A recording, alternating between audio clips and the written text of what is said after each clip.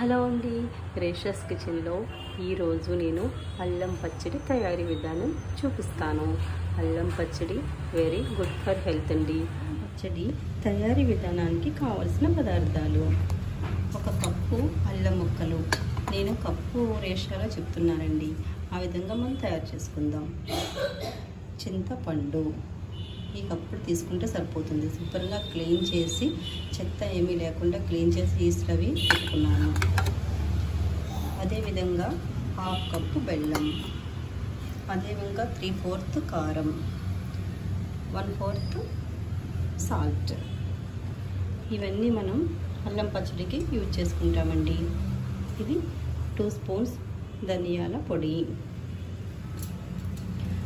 1 spoon జీరా పొడి,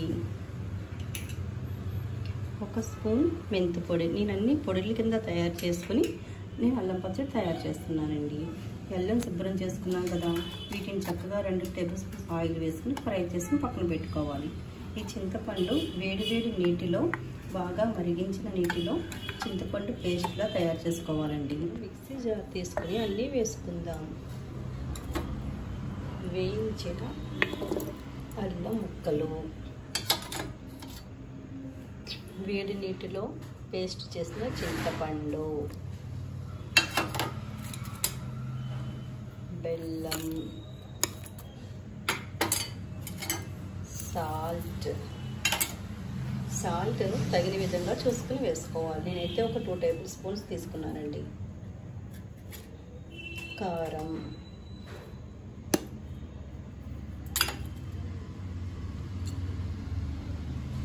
ధనియాలు, జీలకర్ర, మెంతులు వేయించి పొడి తీసుకోవాలి. ఇవన్నీ మనం మిక్సీ పట్టుకుందాం.